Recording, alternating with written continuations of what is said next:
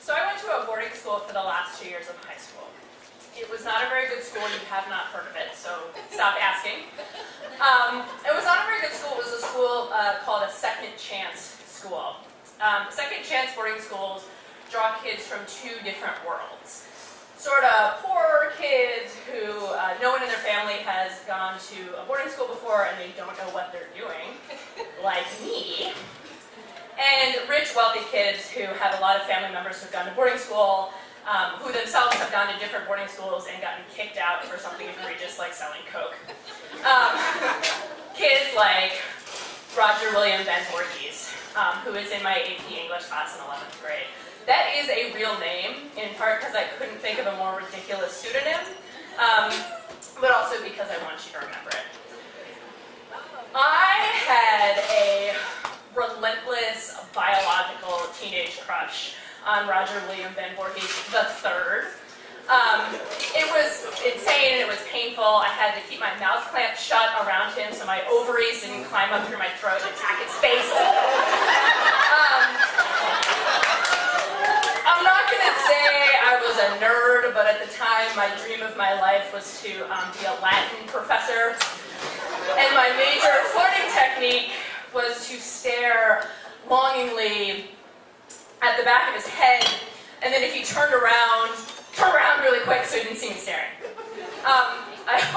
at a hippie school in the Berkshires, and those unisex Birkenstock clogs were really popular, so I bought the same clogs as him, hoping to initiate a conversation that started with, "I noticed you have the same shoes as me," and ended with us making out.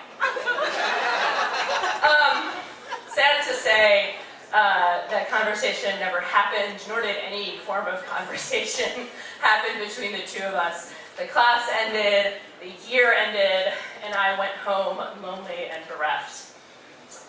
In mid-June, I got in the car with my mother to make the yearly family pilgrimage to the Delaware shore. We are Philly, but we're too poor to go to the Jersey Shore, so we go to Delaware. I will say, it's important to know that both symptomatic and causative of my going to boarding school is the fact that I just didn't have a relationship with my mom at this point. We did not talk. Weeks would pass between phone calls. She didn't know my life. Trying to make conversation, my mother, staring straight ahead, said, Last night I dreamt I married Roger William Ben Voorhees II. And I wish I could tell you I fell out of my chair, but we were traveling in the car, so I just kind of went against the window.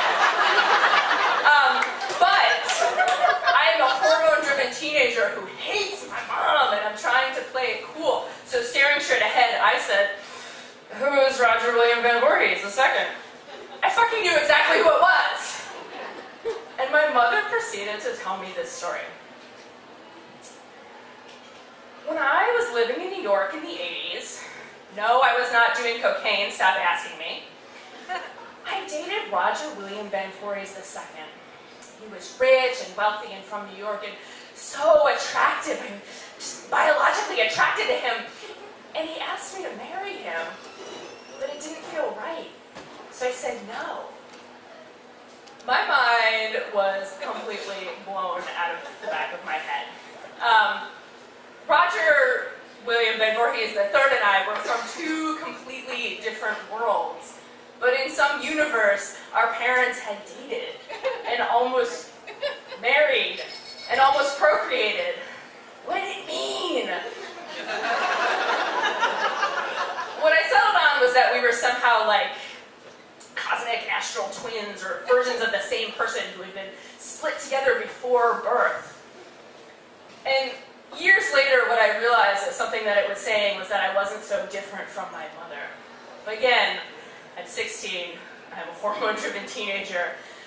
And at the time, it was this weird sort of self-esteem boost. After we graduated senior year, Roger William Ben Voorhees III was voted most likely to appear on the FBI's most wanted list. He was that kind of like Joaquin Phoenix pre-drugs type of crazy man sexy. And I looked at the yearbook and I said, that seems about right. I would still hit that. Comedian Eddie Izzard has a a line where he says that the beginning of self-esteem is the ability to look yourself in the mirror and say, I would do that.